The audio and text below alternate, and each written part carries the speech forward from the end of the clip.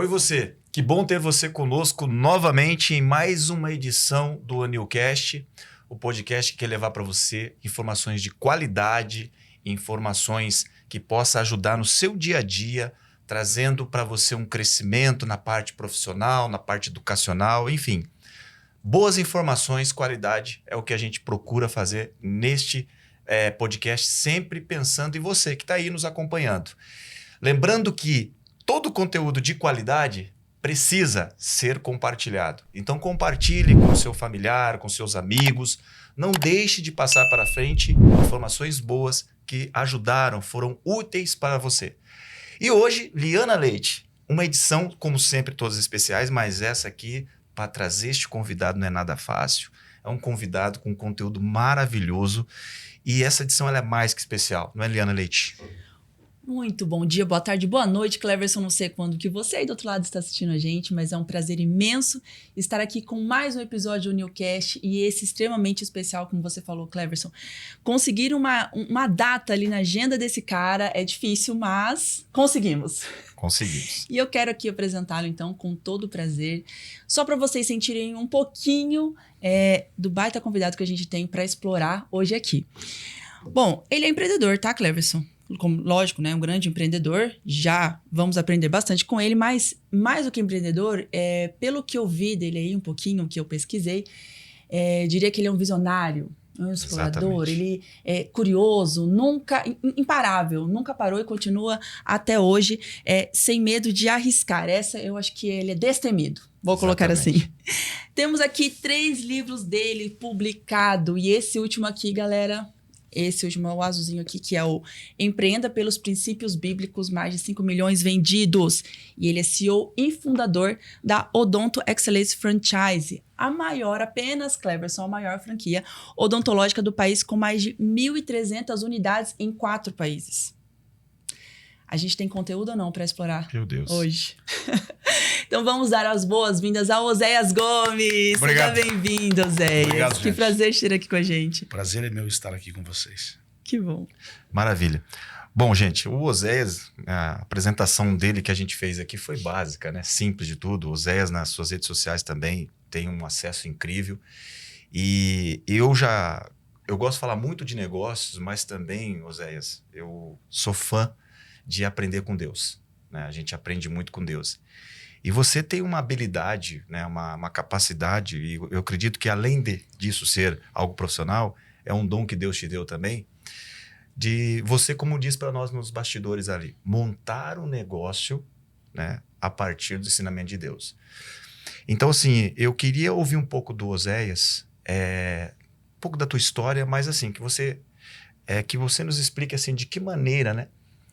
Tem outros detalhes das leituras, a quantidade de vezes que você leu a Bíblia, mas assim, ó, desde quando Oséias começou, lá no começo, de que maneira que você estruturava os seus negócios e de repente você falou, peraí, agora eu vou montar um negócio, esse negócio ele será direcionado pelos ensinamentos de Deus. Pois bem, eu sou cristão desde pequeno. Meus pais, quando se converteram ao cristianismo evangélico, eu tinha 2 anos de idade. Mas falar sobre a Bíblia é uma coisa que eu fiz a minha vida toda. Até eu estava em um podcast com o Celso Portiolli, e ele me fez uma pergunta, disse assim, Zé, por que você não começou escrevendo o primeiro livro, Empreenda pelos Princípios Bíblicos? Eu falei, olha, eu não queria que as pessoas imaginassem que fosse um livro religioso. Então eu primeiro escrevi Gestão Fácil, Negócio Escalável, e depois eu decidi escrever Empreenda pelos Princípios Bíblicos. Mas claro que desde sempre eu entendi que Deus é o centro de tudo dentro das nossas vidas. Né? Perfeito. Liana. Bom, eu sou muito curiosa, tá, Oséias, como eu disse aqui para você antes. Hoje é muito fácil olhar para o Oséias e ver tudo que você conquistou, os números que não deixam mentir, as entregas. O que é mais curioso e que eu acho que todo mundo aí do outro lado também sempre se pergunta quando vê um grande empreendedor, como foi, da onde que o Oséias veio? O Oséias já tinha uma certa condição financeira boa para começar a empreender? O Oséias sempre foi empreendedor quando criança? Quando que foi essa virada de chave, essa inquietação que o Oséias teve para começar nessa jornada de empreendedor? E acho que estou fazendo muita pergunta, né, Claire? Estou empolgada. Mas, juntando com o seu último livro, Empreenda pelos Princípios Bíblicos, eu acredito que para você escrever isso, você também sempre teve ou tem, óbvio, um relacionamento com Deus. Como que funciona isso na prática? Olha, se fosse dar um nome para o filme da minha história, talvez fosse Não Tenho Nada a Perder.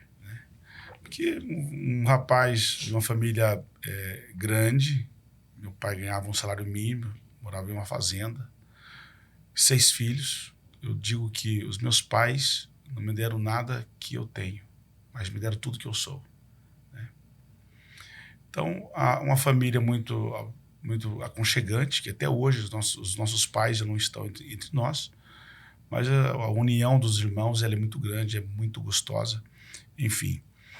E eu me lembro que eu estava capinando roça em uma tarde, e eu olhei para as minhas irmãs e disse para elas, um dia eu vou ser alguém na vida. E minha irmã mais velha, a Marisa, ela disse, Oséias, nós somos filhos de pobre. Tentou me acordar do sonho. Né? Mas aquele inconformismo estava dentro de mim. Eu não sabia exatamente para onde eu queria ir. Mas uma coisa eu sabia, que da forma que estava eu não queria ficar. E a própria Bíblia diz, Paulo escreveu em Romanos, falando sobre isso, quando ele diz, não vos conformeis com este mundo, mas transformai-o pelo poder da mente. Aliás, quem vai transformar o mundo são os inconformados. E eu digo que o sentimento que eu tomei, que tomou conta de mim naquele momento, foi isso, o inconformismo. Era não me conformar com a forma que eu estava vendo. Não significa que eu estava irritado, amargo com a vida. Não, muito pelo contrário. É o status quo mesmo. É você questionar o estado que você está vivendo e você quer melhorar. Aos 15 anos de idade, eu tomei a decisão de ir embora para uma cidade vizinha, morar de favor na casa da minha tia. Eu chegando na cidade de Telêmaco Borba, no Paraná, eu fui trabalhar de pacoteiro de mercado, depois fui trabalhar de enxugador de carro. Talvez vocês conheçam o lavador de carro, agora enxugador de carro. Brincadeira, né, cara? Enxugador de carro. Tá lá na minha carteira de trabalho de CLT, enxugador de carro. Depois eu entrei como office boy do antigo Banco Bamirindos e tive uma carreira meteórica no banco, depois de HSBC. E chegou um período que eu me senti preparado para voar um pouco mais alto. Eu queria me arriscar no mundo do empreendedorismo. Eu disse para os meus colegas, olha, dentro de um ano eu vou sair do banco. E quando passou um ano, realmente eu pedi para me desligar do banco, porque eu queria empreender. Claro que o empreendedorismo, eu digo que 2 coisas libertam o homem, Deus e o empreendedorismo. Mas a liberdade também nos deixa vulnerável, né? Então, as piores dificuldades do mundo você vive quando você se torna empreendedor. Mas também você está preparado, você está posicionado para ter as melhores experiências do mundo. E eu não me arrependo de nada que eu fiz. Uma coisa interessante que ele falou, Cleverson, ele falou assim, você comentou, Zé, eu não sabia onde eu ia chegar, mas eu estava inquieto naquela posição. E hoje a gente escuta as pessoas falando assim, se você não sabe onde que é você quer chegar, né, qualquer lugar serve, ou você vai parar em qualquer lugar. Mas uma coisa importante, uma característica dos empreendedores que eu vejo igual eu falei na introdução, você é destemido. Eu escutei nessa entrevista que você falou que você deu para o Celso Portiolli, e conta aqui um pouquinho pra gente o que você falou pro seu chefe, que na época era o seu chefe, que te deu a oportunidade quando você conheceu nesse trabalho de enxugador de carro. Eu achei aquilo sensacional, porque foi uma oportunidade que você criou. Ela apareceu, mas você criou, e dali você começou a talvez criar o seu perfil de empreendedor. Como que foi? Conta aqui um pouquinho pra gente. Ela me estudou mesmo, hein? Legal.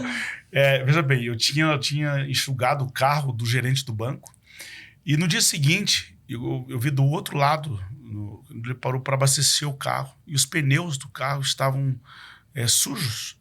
Passou em alguma poça de barro, alguma coisa. E aquilo me incomodou. Eu fui lá e chamei ele para que ele viesse, eu ia lavar só os pneus do carro e passar aquele pretinho no pneu novamente. Foi um diferencial que eu fiz.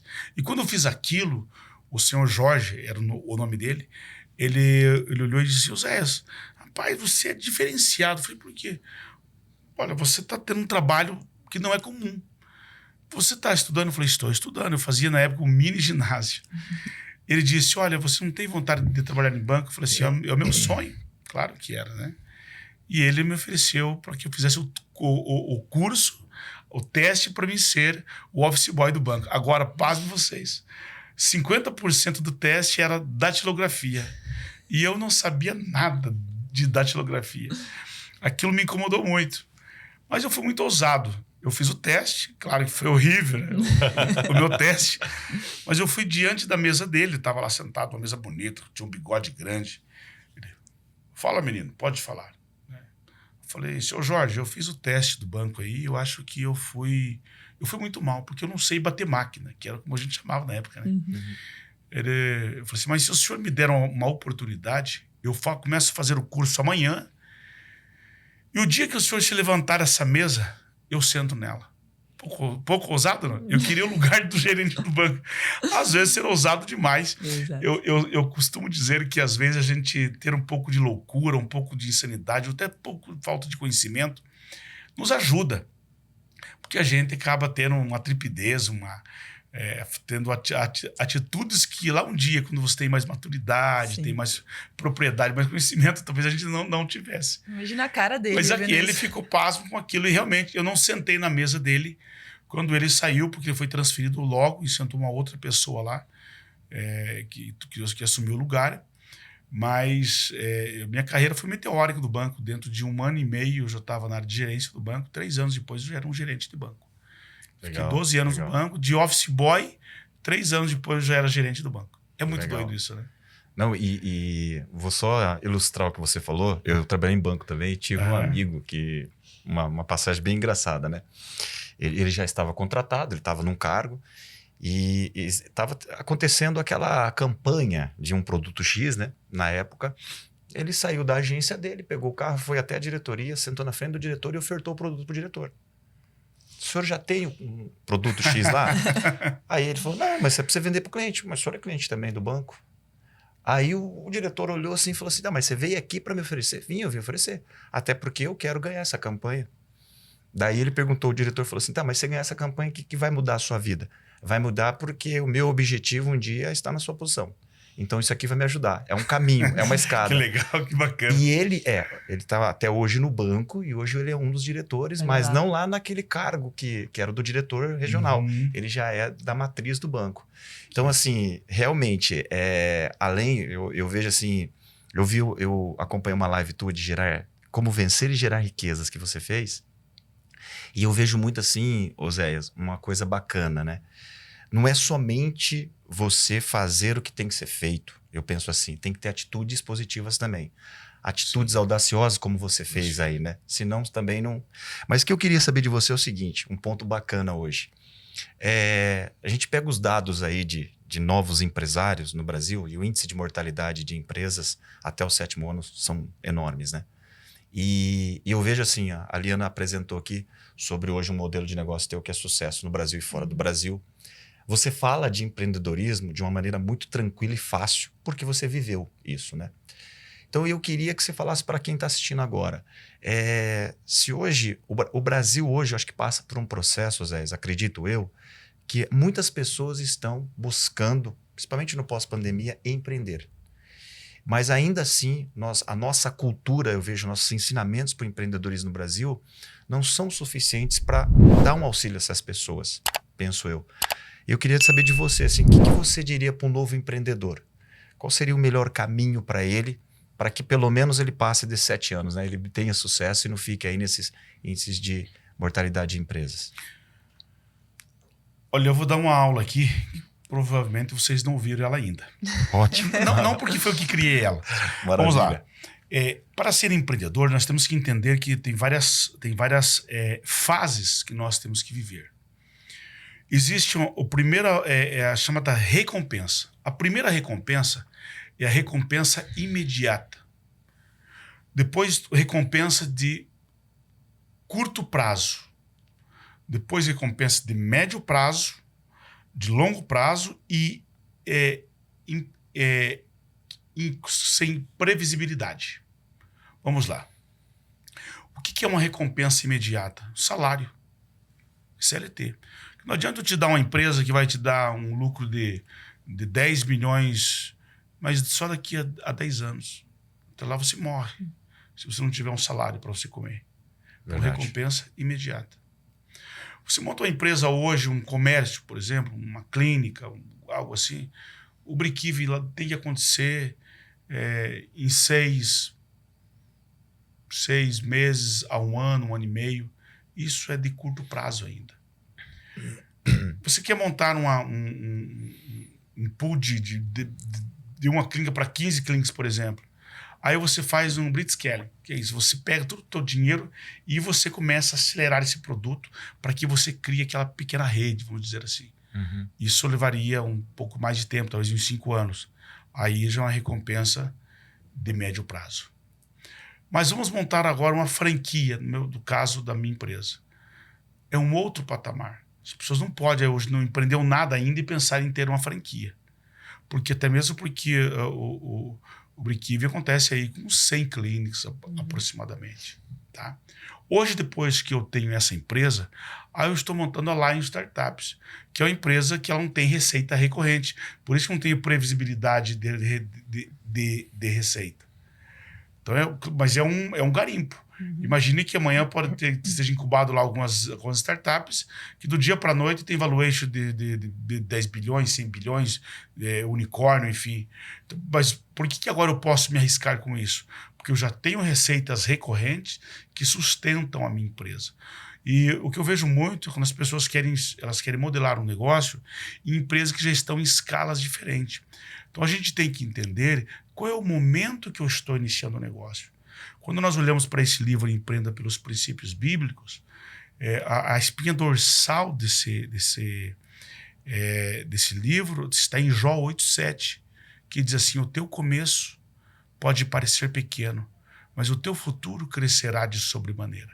Existe uma jornada empreendedora e que nós temos que respeitar. Ninguém começa empreendendo aqui. Verdade. A gente começa aqui. E isso vai criando tração, a gente vai crescendo, a gente vai evoluindo. E esse meio todo, né, no meio dessa jornada, existem algumas etapas que são importantes a gente respeitá-las. Claro, a constância faz parte do jogo. As pessoas não podem ser empolgadas hoje e amanhã desempolgam. Existem duas das 9 inteligências, eram 7, hoje são 9. Tem mais a naturalista e religiosa. Mas dessas 9, tem 2 que são muito importantes, ao meu ver, que é a intrapessoal e interpessoal. Quando a gente sabe administrar esses 2 skills, essas 2 habilidades nossas em nossas vidas, nós vamos exercitar o que é uma das receitas mais importantes para a vida empreendedora. O que é uma pessoa interpessoal? É uma pessoa que ela é muito vulnerável ao mundo externo. O mundo externo manda demais naquela pessoa. O que acontece com esse tipo de gente? É o tipo de gente que ele é muito suscetível a tudo que acontece lá fora. Acontece muito assim. Ó. O cara vai numa palestra, ele se alimenta daquela palestra, energiza, alguém manda ele jogar as mãos para cima, aplaudir, gritar, pular, ele sai de lá energizado. Só que ele está indo embora, ele foi tirar o carro da garagem do estacionamento e bateu o carro. A energia já foi 30% embora. Aí ele está chegando perto do trabalho, a esposa liga e diz assim: olha, o nosso filho caiu na escola e machucou o nariz. Poxa, é filho, cara. Já vai mais 30, ficou só 40. Está chegando bem pertinho da empresa, quando entra dentro da empresa, alguém vem e fala assim: lembra que eu falei daquela pessoa? Falou mal de você agora há pouco. Já foi mais 20, 30%. Sobrou quanto? 10%. Virou um maracujá de gaveta. A pessoa murchou, acabou. Porque o mundo externo manda mais aquela pessoa. Mas uma pessoa que estava lá naquela palestra, naquele evento, naquela mentoria, ele estava empolgadaço. Mas por que ele não conseguiu manter isso. Porque o mundo externo manda demais nele. E outro é o intrapessoal. E que é o intrapessoal? É de dentro para fora. Uma pessoa que é muito intrapessoal demais é uma pessoa que não consegue ver valor em nada do lado de fora. Ele só consegue enxergar valor nele, nas coisas dele, no que ele pensa, no que ele faz. É uma pessoa que não tá nem aí com o que acontece do lado de fora. É mais ou menos assim, bom dia. Bom dia por quê? Entendeu? O cara é chato pra caramba. Então, mas essas duas habilidades elas são importantes. Por exemplo, diante de uma crítica, é importante você ser intrapessoal, porque toda crítica ela é destrutiva. As pessoas dizem que toda crítica ela é construtiva. Não, ela é destrutiva. Ela pode ser construtiva depois, porque ela quer destruir alguma coisa. Não é isso? É verdade. Ah, não, quem está me criticando é meu pai, é minha mãe, são pessoas que me amam. Simples. Se estão te criticando, eles querem destruir algo ruim em você para construir algo bom lá. Ah, não, quem me criticou é alguém que é invejoso. Ele talvez esteja querendo destruir algo bom para construir algo ruim em você. Quer dizer, nós temos que entender o princípio de uma crítica. Agora, toda crítica ela tem que ser analisada. Quem está criticando, qual que é a intenção real, essa pessoa tem propriedade do que ela está fazendo, mas tem que ser absorvida por nós. Assim como o elogio. O elogio, para mim, ele é quase pior do que uma crítica, porque nos leva para uma zona de conforto muito perigosa. Então nós temos que saber analisar isso. Agora, o mundo externo também, ele pode mandar na gente dessa forma? Também não pode. Então, quando a gente tem saber usar essas duas inteligências, a gente cria o quê? Algo que chama-se constância. Aquilo que o próprio Paulo disse, sejam firmes e constantes.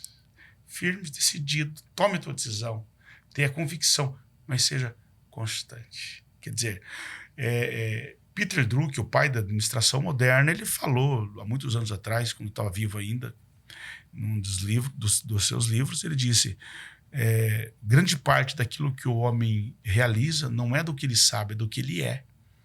É daquilo que realmente ele é. Então nós temos que entender isso. E então o que eu sugiro hoje aos novos empreendedores, que procure primeiro cuidar de si, se prepare para ser empreendedor.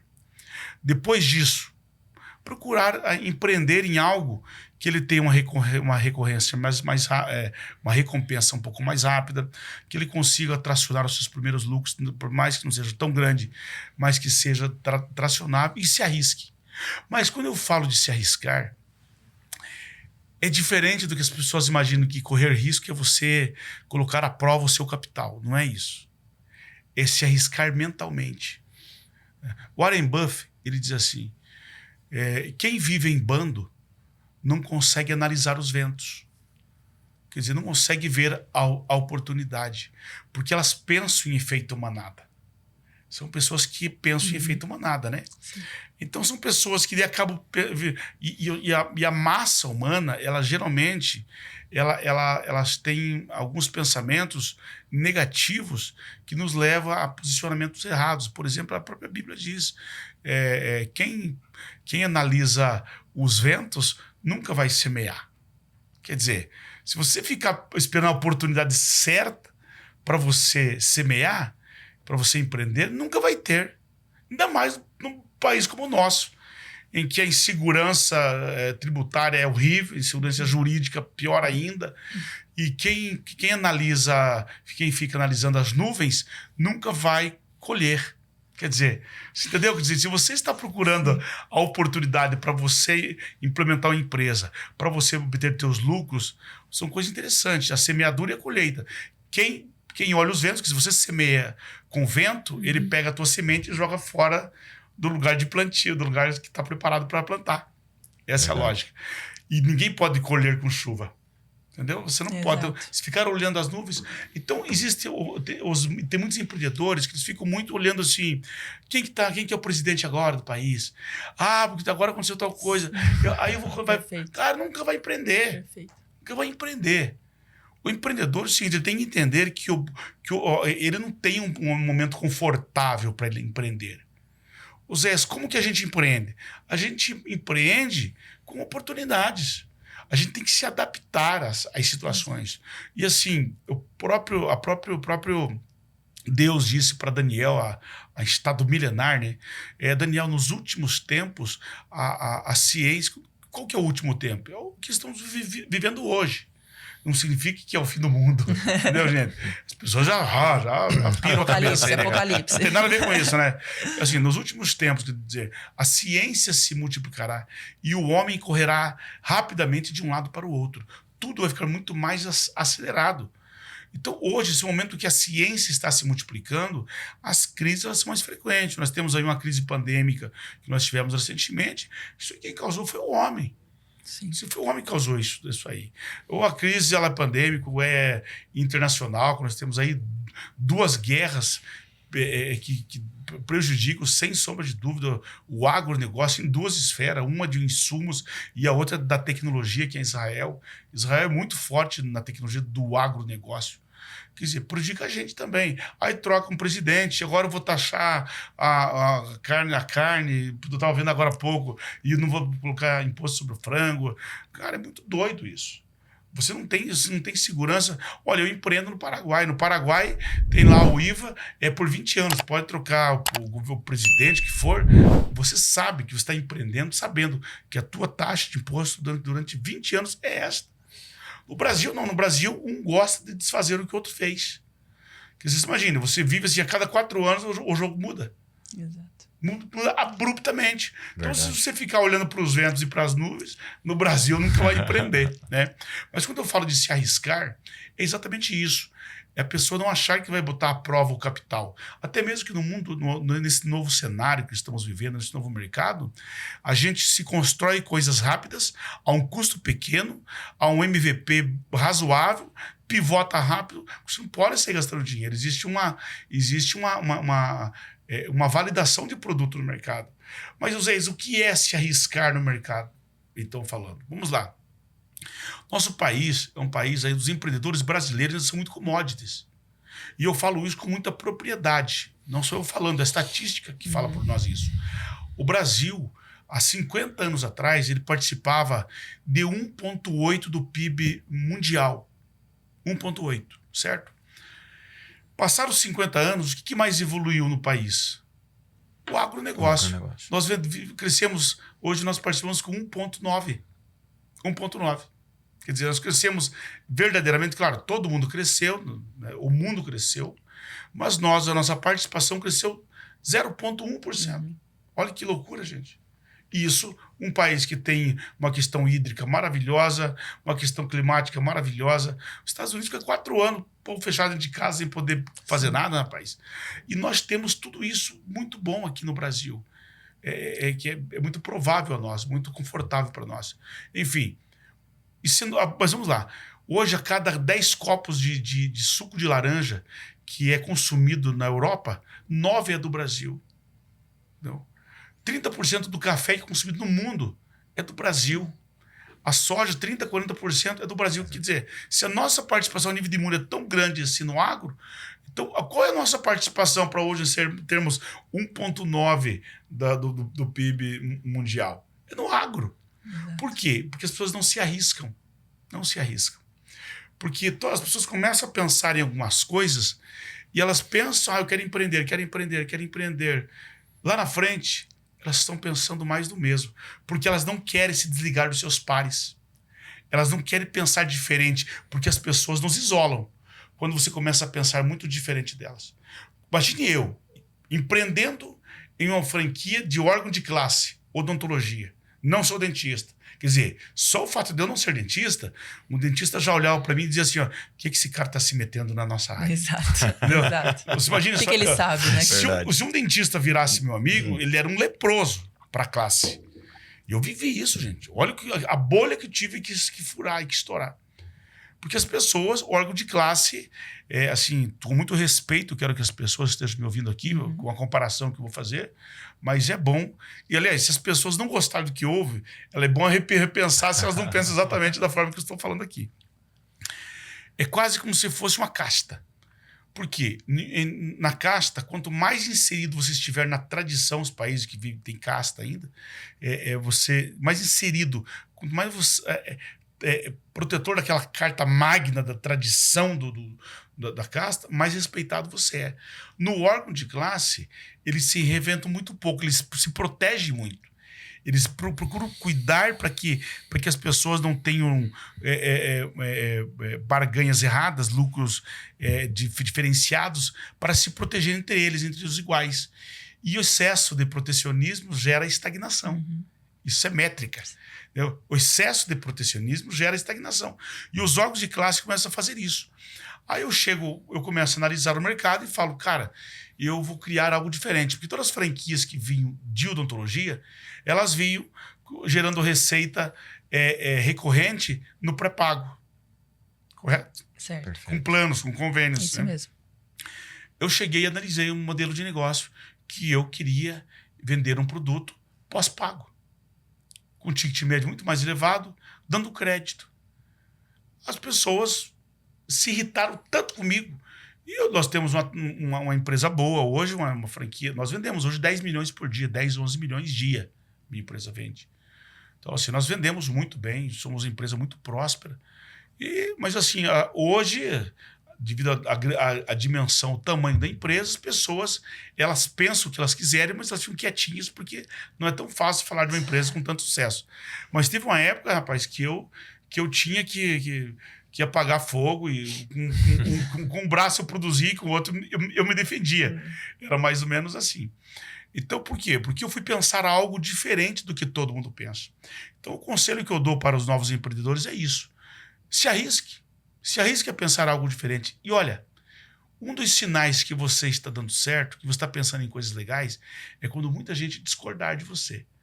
Quando as pessoas começarem a olhar e dizer assim, será que isso vai funcionar? Será que isso faz sentido? Busque mais aconselhamento de pessoas que entendam de negócios, porque você deve estar no caminho certo. Agora, se você está criando um negócio que todo mundo fala assim, não, legal, rapaz, eu acho isso muito bacana. Quer dizer, muito provavelmente você não está tirando ninguém da zona de conforto, não está desviciando a mente de ninguém. Talvez seja mais um pensando como os pares, oferecendo mais do mesmo para o mercado. Legal. Uma aula exclusiva aqui pro Newcast. Só aqui, gente. Oséias, bom, depois dessa aula eu fiquei aqui pensando, meu Deus do céu, quanta informação, quanto conteúdo. E uma característica que eu também sempre vejo nos empreendedores, isso sai da onde, essa fonte, né? Da onde que você se alimenta? Eu acredito que do estudo, da quantidade de estudo que você teve, que você próprio, né, foi atrás. Quanto tempo da rotina do Oséias, desde quando você começou, você deixou esse tempo para estudo, para escrever os livros, para leitura? Porque eu acho isso também muito importante a gente destacar. O empreendedor, ele não... Outro ponto que eu gostaria também de saber de você, você acredita que o empreendedor nasce pronto, ele se cria? E como que você se preparou para essa sua base de estudo para ser quem Oséias é hoje? Vamos lá. Eu me tornei um autodidata aos 17 anos de idade, quando ganhei o meu primeiro livro de presente. Aos 17 anos. E até 8 anos atrás, eu tenho 52 anos de idade, até 8 anos atrás, quando eu comecei a escrever, até 7 anos atrás, que eu lancei o meu primeiro livro, esse livro aqui, hoje é tão fácil, eu li em torno de 4 horas e meia por dia. Estudava o tempo todo. E hoje, como eu sou escritor também, então agora eu leio um pouco menos, leio em torno de 1 hora e meia por dia, porque eu também escrevo. Eu tô sempre escrevendo. Já estou escrevendo um próximo livro.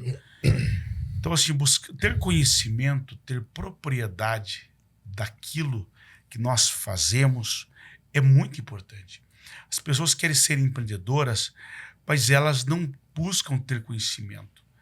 A Bíblia diz, crescei na graça e no conhecimento. Quando o homem mais sábio da história foi Salomão, ele chegou para Deus deu uma carta branca para ele e disse assim, peça o que tu queres, que eu te darei. Ele pediu o quê? Eu quero sabedoria e conhecimento. Trazendo um pouco mais atual, ele estava dizendo assim, eu quero ter conhecimento e inteligência. Trazendo mais atual, ele estava dizendo, trazendo para os dias de hoje, para agora, ele estava dizendo, eu quero soft skills e hard skills. Estado milenar, ele falou isso. O que nós achamos que que nós somos os criadores disso, somos os bacanas que criamos essas habilidades todas. Não, Salomão já pediu isso. Qual que é a diferença? O que é isso aqui? Quando nós olhamos para a história de Salomão, você vai dentro das igrejas, por exemplo. E, gente, é importante falar que esse livro aqui, ele está falando com 86% da população brasileira. Porque 86% das pessoas elas são cristãs, sendo ela protestante, evangélico, católico, eles são evangélicos. Então esse livro ele serve para todas essas pessoas. Mas como a gente vicia muito as coisas que a gente lê dentro da Bíblia, se eu fizer uma pergunta rápida para as pessoas, quem foi Salomão? O que elas me dizem? O homem mais sábio exato. da face da terra. Uhum. Só que não pediu só isso. Ele pediu sabedoria e conhecimento. São habilidades diferentes. Ele estava pedindo exatamente isso. Eu quero soft skills e hard skills. O que é o hard skills? É o conhecimento. É a habilidade de. É o conhecimento de. É saber fazer aquilo. Uhum. Ele sabia fazer. Apesar que Salomão nunca, quando ele construiu o grande templo, que era o sonho de Davi, ele nunca foi trabalhar com madeira de acácia, com pedras. A Bíblia diz que ele trazia pessoas de fora para trabalhar com madeira do Líbano, aquela coisa toda. Mas ele sabia fazer. Ele nunca fez, mas nós não podemos esquecer que ele sabia fazer, porque ele disse, Deus, eu quero conhecimento também. O que é a sabedoria? É o soft skills, é a habilidade de humanas, de gerenciamento, de liderança. Uhum. Isso que você perguntou agora para mim. É a capacidade de ter a visão ampla, é olhar a empresa, olhar o negócio da sacada, de cima para baixo. É isso que ele aprendeu a fazer. E no mundo empresarial, nós temos que ter 2 ângulos para criar uma empresa. Olhando de dentro para fora. De dentro para fora é hard skills. Uhum. Olhando de fora para dentro a empresa é soft skills. Quer dizer, eu me coloco no lugar do meu consumidor, de quem vai consumir o produto. Então, o que eu digo hoje, é muito interessante, eu estava em um evento em Muro Alto, no Nordeste, e eu cheguei atrasado, era daquelas palestras invertidas que as pessoas faziam a pergunta para mim. Uhum. E a primeira pergunta foi essa: Oséias, o que fazer para ter um negócio de sucesso? E eu rapidamente disse, para ter um negócio de sucesso e com longevidade. A pergunta foi essa. Eu disse, olha, pois bem, para ter longevidade, entregue mais do que você recebe. Esse casamento é perfeito. E para você criar um negócio que tenha sucesso, só entregue para as pessoas aquilo que faz sentido para você. Gente, esse é o princípio basilar de propósito em nossas vidas. Você tem que construir as coisas com propósito. Propósito não é coitadismo. Não é filantropia, não, gente. As pessoas estão enganadas. Tem muita gente que vem e acha bonito, fala isso, não, eu gosto de ajudar as pessoas. Meu amigo, eu gosto de ajudar as pessoas se fizer bem para mim também. Exato. A Bíblia diz o quê? Amar a Deus sobre todas as coisas e o teu próximo como a ti mesmo. Qual é o padrão de amor que eu tenho que ter por você? É o tanto que eu me amo. Exatamente. Quer dizer, eu vou fazer as coisas para você quando for bom para mim também. E sem essa de mimimi, não, viu, gente? Não tem essa. Então, a base é essa. Agora, quando você constrói... Aliás, o próprio Deus fez isso. Em Colossenses diz, e tudo foi criado por ele e para ele. Não dá a impressão que Deus está sendo exclusivista e individualista pra caramba? Caramba, cara, ele construiu tudo isso. Foi construído por ele e só para ele. Não, gente. Quando nós olhamos lá no livro da criação de Gênesis, depois que ele criou tudo isso e que fez sentido para ele, aí ele criou nós para vir habitar a terra. Quer dizer, depois que fez sentido para ele, ele convidou nós para participar do game, do jogo, chamado ecossistema da vida. Vocês entenderam, gente? Que legal? Então, incrível, assim, o princípio basilar de você criar alguma coisa com propósito é isso. Então, hoje as pessoas elas precisam entender que para a gente criar uma empresa tem que ter essas 2 habilidades, que elas são fundamentais para que nós possamos criar alguma coisa que tenha longevidade e coerência para a sociedade. Legal. Oséias, eu vou continuar no hard skills, então, dentro da empresa, tá? A parte de conhecimento. De bala. Eu gostei muito aqui, vendo quando você fala sobre a filosofia financeira. Muito legal. Aí você citou aqui, você me permite, você falou diversifique seus investimentos, proteja seu patrimônio e faça gestão de risco. Fantástico. E aí depois você fala, mantenha-se atualizado com as tendências de mercado. Desenvolva um plano financeiro, bacana também, detalhado, né? O destaque do plano financeiro detalhado. E aí sim, você constrói a riqueza para o longo prazo. Achei isso bacana. E a gente vê que as empresas, existe aquele cara, eu vejo assim que é muito esclarecedor quando você fala sobre o negócio, usa a Bíblia, é incrível. Acho que as pessoas que estão assistindo, eles estão entendendo claramente. E eu tem aqui um paradigma no mundo empreendedor. Eu trabalhei em banco, eu via muito isso. O cara era um empreendedor, um professor pardal, criou um belo do negócio, um plano fantástico. Mas ele tinha dificuldade com a parte financeira dele. Ele não conseguia fazer isso. E eu vi aquilo com muita frequência, né? Então, hoje também, aqui na empresa, muitas vezes, quando a gente vai, no nosso dia a dia, a gente vai assessorar investidor, a tua linha, o teu desenho é perfeito. A gente usa muito isso. A gente fala de diversificação, da gestão do risco, tudo isso aqui. E o longo prazo. E eu vejo que, assim, as pessoas têm muita dificuldade ainda da parte financeira internamente.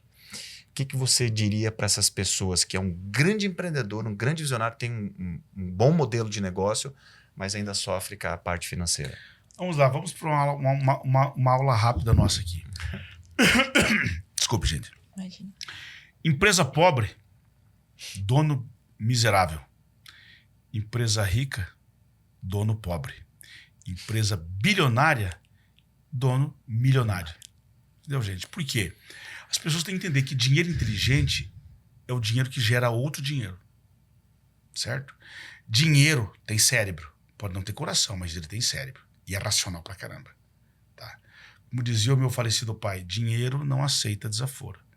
E isso parece uma coisa da antiguidade, mas é uma grande verdade. Você não vai ver dinheiro ficar na mão de pessoa tola. Em nenhum momento. E o grande problema das pessoas é elas gerar necessidade antes da hora. Eu sempre digo que vai chegar um momento que você pode comprar um colar de ouro. Pode. Você pode andar com o teu carro, com o teu avião. Não tem nenhum problema. Existe a hora certa para isso. Mas a gente não pode sangrar a empresa para fazer isso. E o problema das pessoas é que elas precisam se validar socialmente rápido na sociedade. Dá a impressão que o padrão de sucesso delas é olhar com um relógio tal, com um anel tal, com um sapato tal, coisa tal. Essa cobrança da sociedade, você vai chegar um momento que isso você compra de maneira tão natural que isso não vai pesar no seu bolso. Mas a gente tem que entender o momento da gente. E essa busca, como eu falei já hoje, de recompensa rápida, e quando eu falo de recompensa rápida, também existe a punição rápida. O ser humano ele vive de recompensa rápida e de punição rápida. Como ele quer essa recompensa muito rápida, ele começa a justificar assim, olha, vamos fazer isso porque a gente merece. Eu sei que você merece, não é o teu momento ainda. Você entende? As pessoas têm que entender isso. As pessoas têm que entender isso. Vou te contar uma coisa. Eu comprei a minha casa, eu estou na minha casa da minha cidade recentemente, fazem 3 meses. Mas eu paguei 7 milhões e 300 na minha casa. Entendeu? Vê se isso me preocupou na minha empresa. Não. Por quê? Porque é natural que isso não vai... Mas por que você não fez isso antes? Mas para que fazer antes? Porque eu vou descapitalizar a empresa. Eu empreendo há 15 anos. Só que antes disso, eu comprei um escritório em São Paulo, por exemplo, que hoje estou no centro de São Paulo, que é o jogo, que é o jogo que você tem que estar lá. Eu comprei o meu jato, eu comprei... Enfim, mas o meu carro é um Jeep normal. É um Jeep que é comum, um carro de 200 mil reais, né? Que eu ando com ele. Porque não é ele não é dele que eu preciso agora. O jogo que eu estou vivendo hoje não é isso. Então, o problema é o seguinte, as pessoas, a própria Bíblia diz, né? Você precisa poupar um pouco. Ninguém quer que você seja escravizado pelo dinheiro. Muito pelo contrário. Você precisa poupar um pouco. Entendeu, gente? E agora, como é que nós começamos a entender isso? E onde que acontece muito isso? No Evangelho de Mateus 6... Eu estou usando a Bíblia e eu estou falando dos 3 livros ao mesmo tempo, gente. Diz assim, você não pode servir a 2 senhores. Você precisa desprezar um e adorar o outro. E logo em seguida diz, você precisa desprezar o dinheiro para adorar a Deus. Aí vem as pessoas que lê as coisas e interpretam do seu jeito.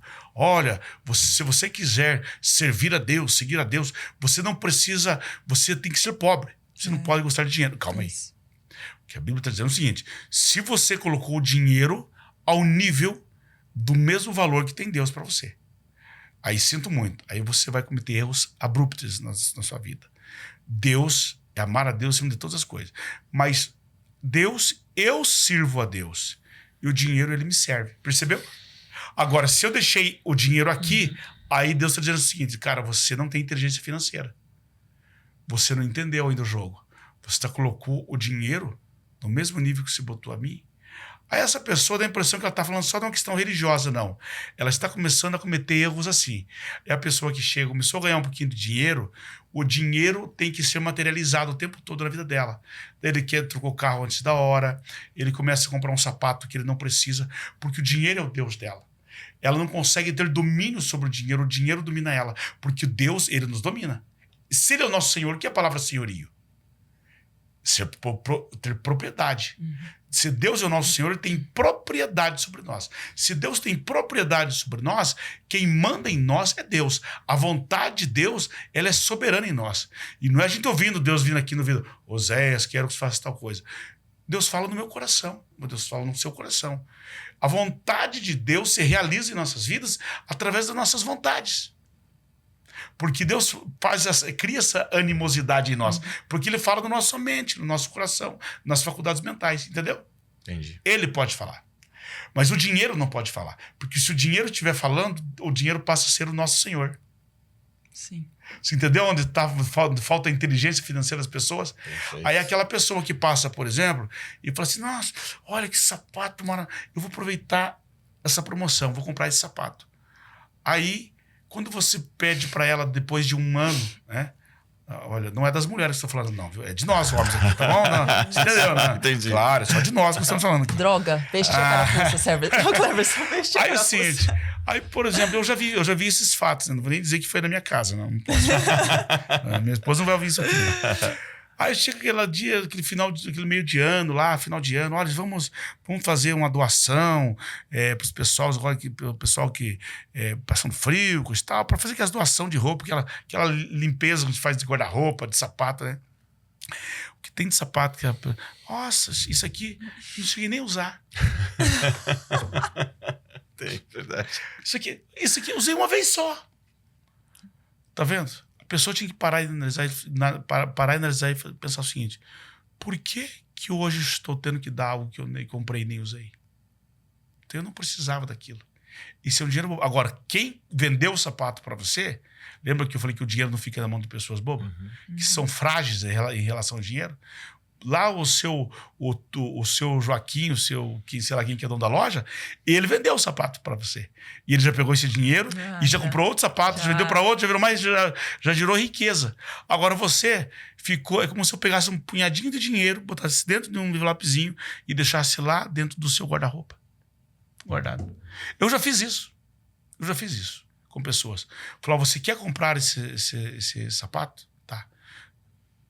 Eu fiz isso com uma pessoa muito próxima a mim. Falei, foi lá, a pessoa quer, eu quero. Então tá bom, vou comprar. Só que eu fui lá e deixei o dinheiro. Falei: só o seguinte, por enquanto eu vou deixar o dinheiro aqui, tá? Vou deixar esse dinheiro aqui. Só que você não pode usar esse dinheiro. Eu vou levar esse produto para minha casa. Aí é o seguinte, se daqui alguns dias você passar em uns 60 dias, você falar assim: ó, Oséias, pode ir buscar o dinheiro e eu quero o produto? Realmente, você precisava desse produto. Sabe o que aconteceu? Passou 60 dias, eu falei: Flantal, posso levar o produto? Oséias, nem me traga o produto aqui porque eu já gastei o dinheiro. Porque o dinheiro vale mais do que qualquer produto. O dinheiro é a glória de Deus materializada em nossa vida na Terra. Porque ele nos dá poder de fazer as coisas, realmente. Depois que você materializa em produto, não mais. Então, o grande problema das pessoas está exatamente nessa palavra. É deixar que o dinheiro mande nelas. Porque a palavra senhorio é o Senhor, ele manda em você. Por isso que Deus fala agora: se você deixa o dinheiro no lugar dele, que é você vai me servir. Se você dinheiro, você vai me servir, então quem tem domínio sobre você sou eu. Então, o princípio da inteligência financeira começa aí.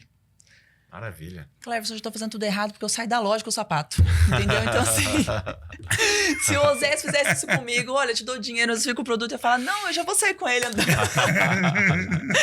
Ai, meu Deus. Mas vamos lá. Oséias, um resumão, assim, de tudo que você falou aqui um pouquinho. As principais habilidades que o empreendedor... Habilidades não, perdão. Hábitos que o empreendedor não pode deixar de ter na vida dele. Hábito. Hábito. Isso. Você falou a palavra correta. É hábito. É hábito. Para você construir hoje um colaborador, uma pessoa, ela tem que ter primeiro capacitação e treinamento. O que é uma pessoa treinada? Sei fazer. Capacitada. Sei por que eu faço. A primeira coisa, você começa a se relacionar com uma pessoa, com um empreendedor, ele tem que ter essa habilidade. Sei fazer e sei por que eu faço. Entendeu? Correto? Começa certo. aí. Tendo essas duas coisas, ele vai gerar o quê? A crença. Crença é ele acreditar. Não, realmente, eu acho que isso aqui funciona. Por que você chega dentro de uma empresa, você vê pessoas treinadas, capacitadas, e que acreditam na empresa, mas elas não fazem? Porque elas não têm hábito. O que nos move é o hábito. Sim. Hábito. Jeremias 17:10 diz assim: e eu, o Senhor, Deus na primeira pessoa, examino a sua mente, o teu intelecto, o teu conhecimento, as tuas habilidades, põe à prova o teu coração, o teu sentimento, te recompenso conforme a tua conduta. O que é a conduta? Os hábitos. Conforme as suas obras, resultado. Caraca. Então ninguém consegue ter a recompensa de Deus se não tiver esses 4 pilares ajustados. Perfeito. Conhecimento, sentimento, hábitos e resultado. Perfeito. Maravilha. Esse é o texto áureo da Bíblia para dizer quem é o texto que separa os homens dos meninos. Entendeu? Tem muita gente aí, eu sou sentimento. Conte comigo, o que vamos fazer? Tem muito sentimento aí. Já ouviu dizer que tem pessoas que não vivem o que falam? Opa. Se ela fala é porque ela tem conhecimento, correto? Certo. Mas não tem sentimento, não desceu ao coração ainda.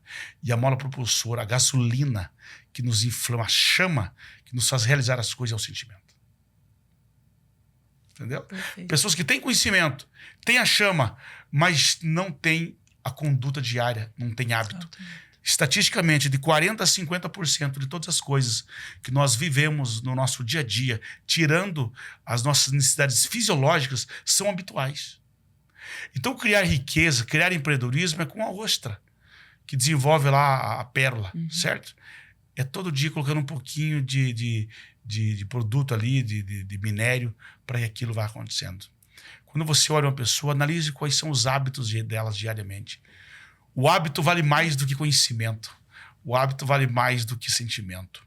Porque essas duas coisas juntas, se você não gerar hábito, uma empresa não é feita de coisas eventuais, mas sim habituais. O que é evento? Evento é alguma coisa grande, só que não tem constância. O que é hábito?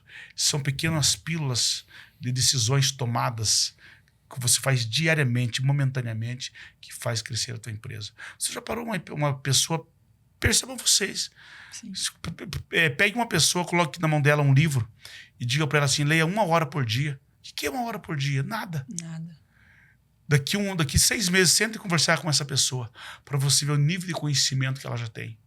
Só que ela fica 5 horas por dia na rede social. E essa é a estatística do brasileiro. Sim. Rede social. E você acha que ela fica fazendo o que lá?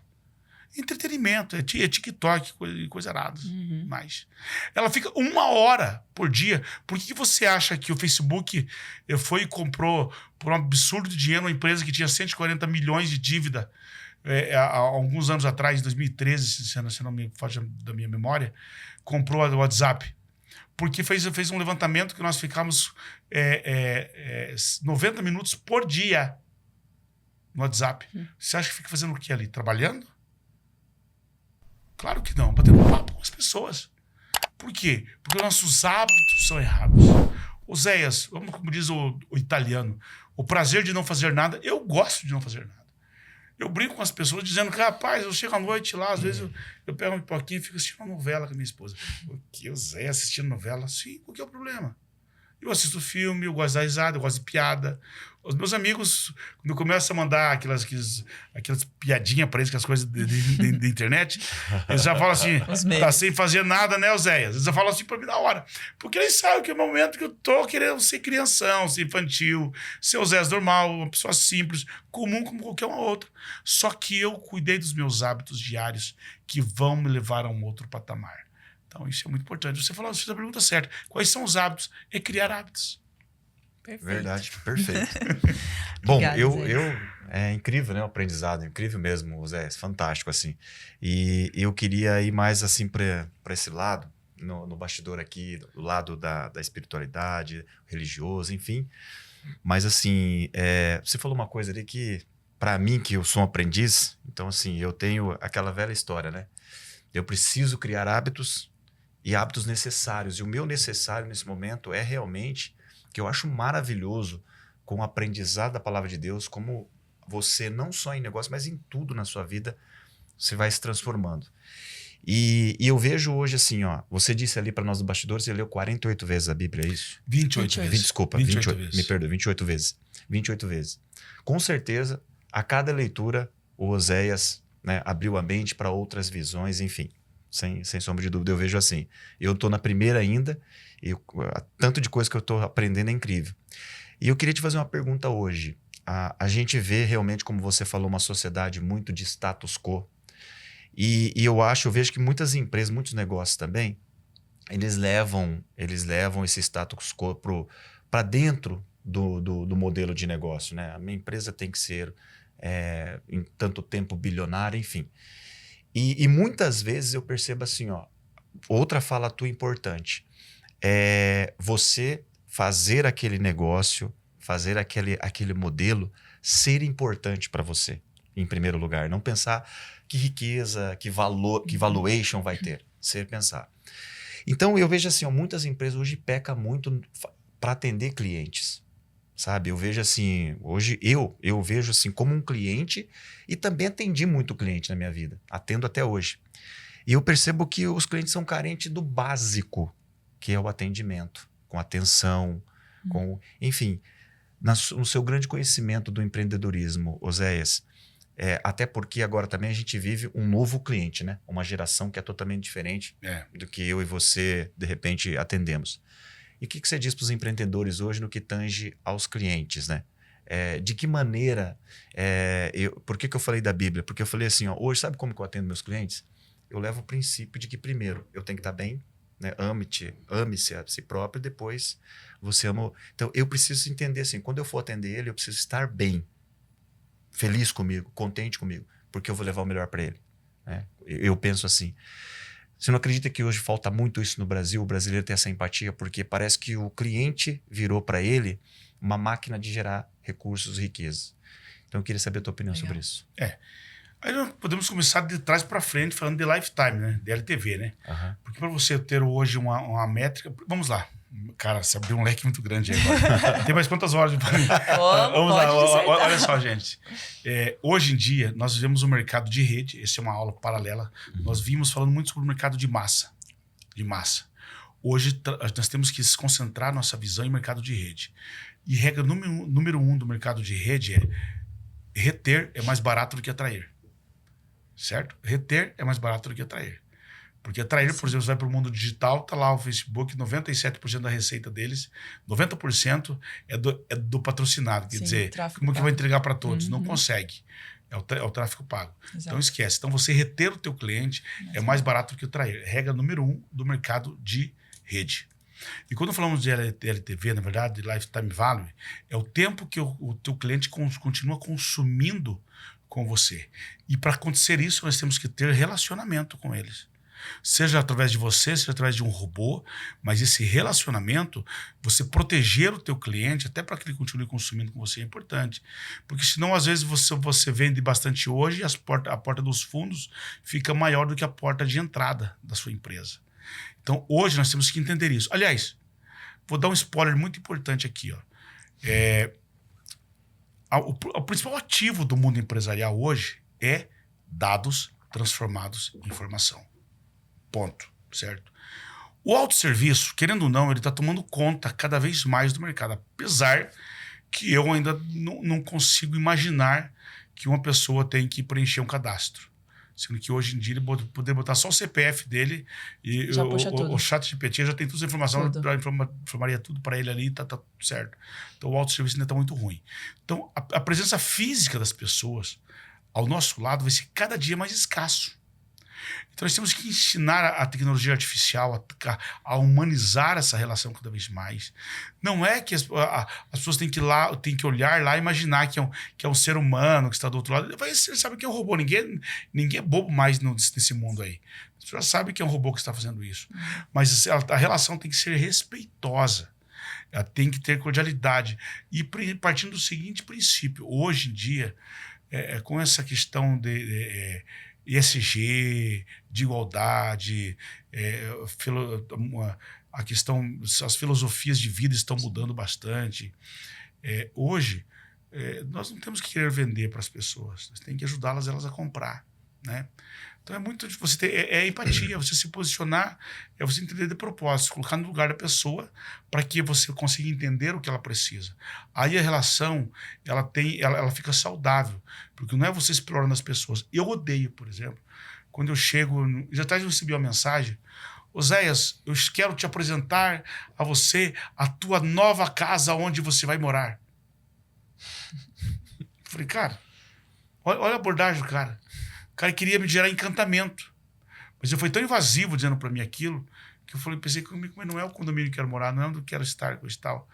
E não fazia nem sentido para mim o que ele estava me oferecendo. Você entendeu? Tipo assim, então, um bom vendedor e um falastrão andam muito próximo uma pessoa da outra. Porque daí o bom vendedor, às vezes, que é muito falastrão, ele não ouve. Ele só fala. Sim. E às vezes uma boa relação de hoje com o seu cliente, com o seu paciente, é você mais ouvir do que você falar, né? Então, e às vezes a gente acaba pecando muito com isso, com ansiedade de bater meta, de cumprir isso, coisa e tal. Tudo isso tem que ser preservado. Só que nós não podemos perder essa relação humanizada. Maravilha. Falando de humanizado, pegando esse gancho que o Cleverson falou, a gente está vendo você aqui muito bem, super lindo, maravilhoso. Desculpa a esposa do Oséias, mas é verdade, ele está muito bem fisicamente. Ela ia ficar brava se falasse que eu não estou... Tá cuidando, né, Oséias? Tá cuidando bem. Porém, as pessoas não imaginam que você passou pela pandemia, que você quase não estava aqui, né, Oséias? Eu sou milagre. Exato. Pode contar, né, Cleverson, não sei se você sabe dessa história, mas achei muito interessante também como que foi para você passar por isso. Porque ele sofreu, de fato, com o Covid.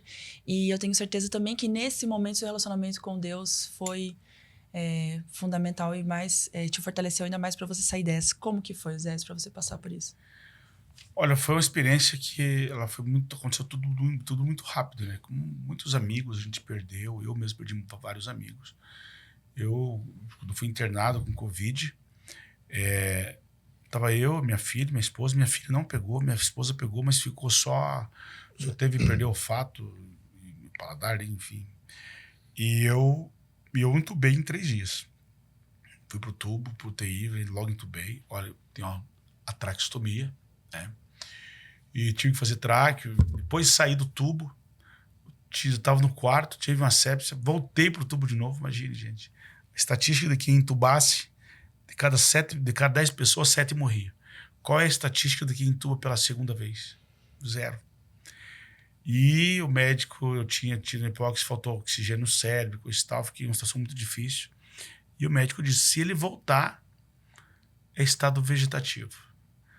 Depois que eu voltei, escrevi esses 2 últimos livros aqui, O Negócio que Lava e Empreenda pelos Princípios Bíblicos, né? Eu não, assim, no momento que eu estava lúcido, que eu podia falar com Deus, eu dizia, Deus, eu não tinha medo da morte. Igual teve pessoas dizendo assim, você voltou porque você tem que consertar alguma coisa. Eu falei, eu não tenho que consertar nada, não. As pessoas pensam que você, porque voltou. Eu falei, gente, eu voltei porque Deus tem um propósito na minha vida ainda. Eu procuro levar uma vida saudável com as pessoas, para mim não ficar tendo que voltar a refazer a minha vida lá atrás. Eu tenho muitos projetos, muitas pessoas que eu ajudo, eu beneficio muita gente. E não é porque eu sou bonzinho, não, é que eu sou um cara que procuro ser uma árvore frondosa e fazer sombra para muitas pessoas.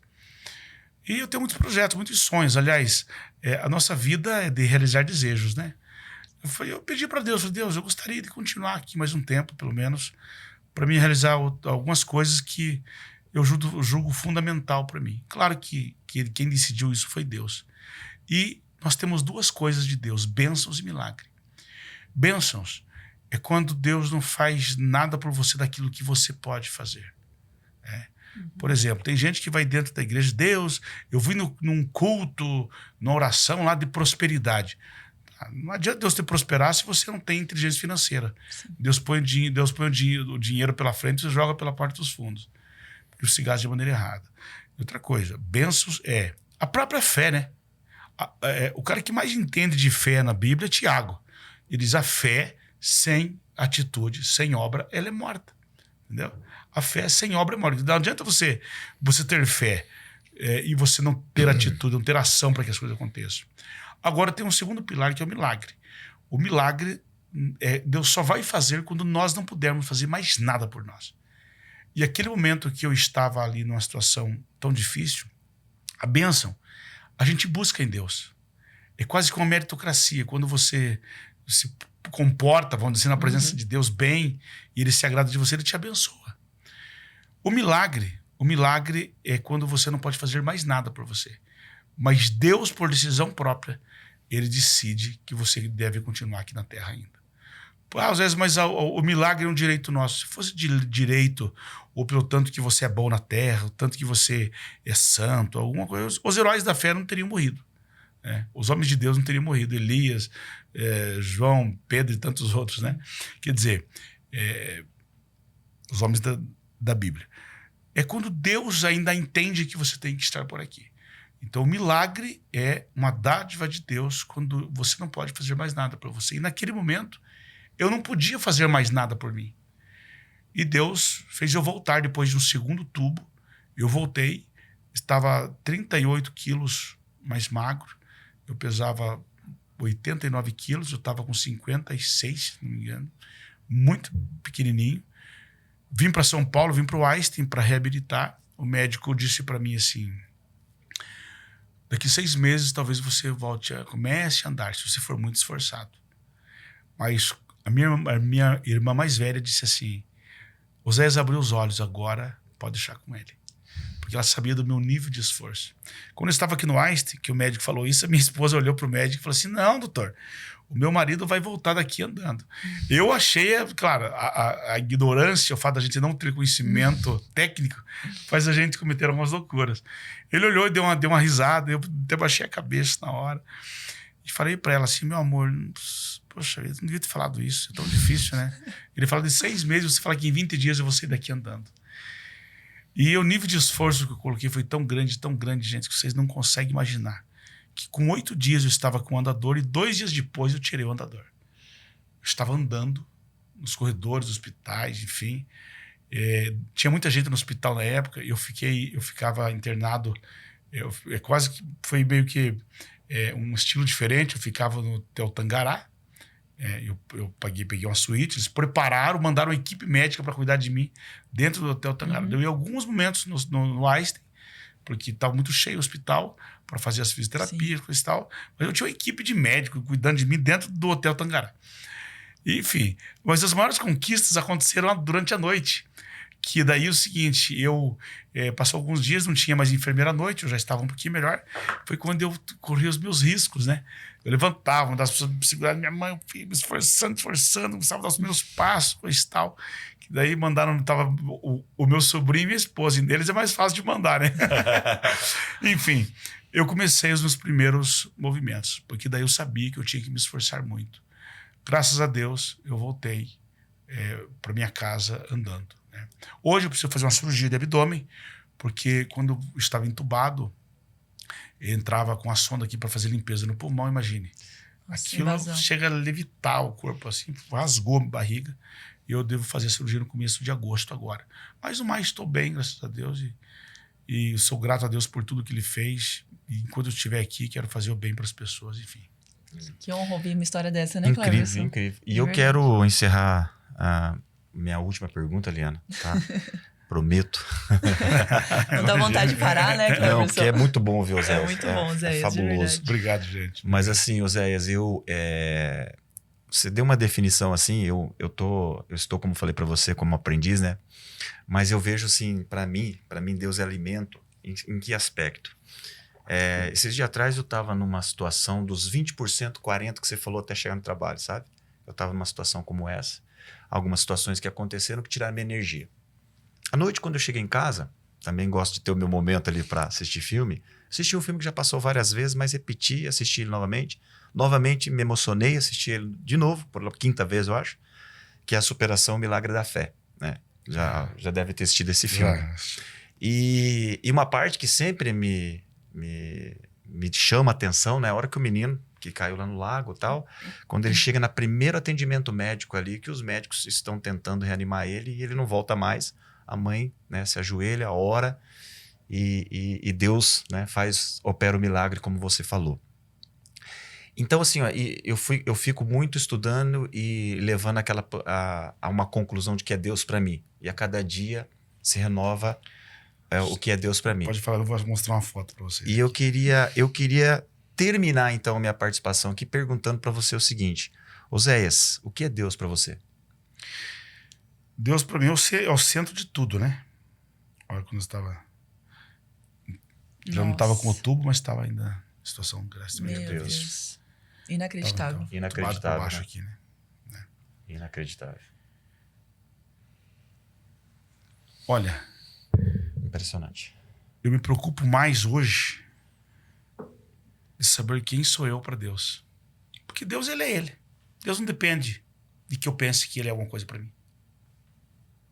Porque Deus, ele continua sendo Deus, independente do que eu penso que ele é. Deus é tão grande, ele é tão supremo, é tão maior que tudo, que o que eu penso de Deus não soma para nada. Nem para ele, nem para ninguém. Entendeu? Eu fico embasbacado quando eu vejo pessoas dizendo assim, porque Deus para mim é uma energia. Isso é uma de Deus, pô. É porque eu não acredito em Deus, para Deus não muda nada. Ele continua mandando na tua vida. Se ele quiser que você deixe de existir amanhã, ele continua mandando. Porque Deus é quem deu. Olha só, gente. Quando nós olhamos o primeiro capítulo, depois pegue a Bíblia e leia isso, que eu vou dizer aqui agora, você vai gostar. Quando nós olhamos o primeiro capítulo de Gênesis, diz assim, e disse Deus, e era Deus. E falou Deus, e disse Deus. E era Deus, e falou Deus. E no princípio era Deus, e tudo era Deus. No capítulo 2, versículo 7, e formou o Senhor Deus o homem do pó da terra. Quem deu o título de senhorio para Deus fomos nós. Deus não se sentiu dono de nada, até o dia que ele criou o homem. Deus não se... Por mais que o mundo foi criado por ele e para ele, ele não tinha vontade, ele não tinha a menor vontade de ser o dono disso daqui. Mas o dia que ele criou o homem, ele se tornou senhor do homem. O que é senhorio? Ser dono. E se foi ele que nos criou, como que a criação quer mandar no Criador? Independente de nós dizermos, eu não acredito em Deus, Deus está pouco se lixando para isso. Ele é o teu Senhor. Agora, quando nós aceitamos Ele como nosso Salvador, é diferente. Porque nós temos que entender uma coisa aqui, gente. A mensagem principal da Bíblia Sagrada para todos nós que estamos aqui é a mensagem da cruz. É o sacrifício de Jesus Cristo na cruz. É o sangue derramado na cruz do Calvário. Essa é a mensagem principal da Bíblia Sagrada para nós. Mas a Bíblia é muito rica de informação. Agora, Deus, como Senhor, ele é tão grande que o que eu penso dele não interessa. Ele é tão tudo, é tão maior, que se eu falar, Deus para mim é tal coisa, eu falo, cara, quem é você para falar dizendo quem eu sou? A Bíblia diz, quem é Deus? É o eu grande eu sou. Está na Bíblia. Quem eu sou? Quem é Deus? É o grande eu sou. Ele só é. Ele é. Independente de eu dizer que ele é, ele é. Mas, viu? Ele é, cara. Não, mas eu não acredito em Deus. Então faz o seguinte, meu amigo. Então entre dentro de um laboratório, pegue tuas mãozinhas e crie um homem. Crie uma pessoa. Não estou dizendo que você tem uma relação sexual, porque mesmo assim vai nascer uma criança e você não sabe o que é que um esperma faz para gerar uma criança ali, coisa e tal, fecundado no óvulo da mãe, coisa e tal. Não, estou falando você criar o ser humano. O dia que você pegar com as duas mãozinhas tuas, criar um ser humano, chegar nas narinas dele e fizer isso aqui, ó. Sai. Opa, ressuscitou, começou a andar. Manda ele tomar uma Coca-Cola bem gostosa, daquele arroto gostoso, assim, ó. Manda ele sorrir, chorar, limpar os olhos. Aí eu começo a adorar você, porque daí você é Deus pra mim. Entendeu? Mas se você não sabe fazer outro ser humano igual a você não sabe nem quem exatamente você é. O ser humano não sabe nem exatamente quem ele é. Ah, não, mas é que eu não acredito em Deus, mas acredito numa força maior. É esse o grande eu sou. É ele. Quer chamar ele de Deus, quer chamar ele de Jeová, ele é Deus. Ele é Deus. Nós chamamos ele de Deus. É essa grande força. Ele é Deus. Ele é o grande eu sou. Agora, eu estou muito preocupado em saber quem sou eu para Deus. Aí eu me jogo no chão agora aqui. Eu me rendo a ele. Eu também. Aí o bicho pega. Quem eu sou para ele é que me interessa hoje. Exato. Não é verdade? Show, maravilhoso. É uma utopia minha dizer quem é Deus. Tem como falar de Deus, né? É verdade. Os meus lábios não têm condições de definir quem é Deus. Tem uma frase até que eu vi quando eu era pequeno, eu gostava de ler as frases de para-choque caminhão, tá? Tá? Nas BRs. E tem uma que eu vi: Deus é Deus sem você, e você sem ele. Não é nada. Exato. É isso. bem... o resumo que ele falou. Então, Deus é inquestionável. Diz assim, porque Deus para mim, viu, cara? Deus é Deus, independente de você pensar alguma coisa. Né? Legal. Ai, Cleverson, eu tô assim, meu coração tá até acelerado, porque alguma das coisas que você falou, isso que você falou exatamente, assim, agora, quem sou eu para Deus? Eu fiz essa pergunta para mim semana passada, então até me emocionei um pouco, porque eu falei, caraca, pessoalmente eu estou, né, nessa reflexão.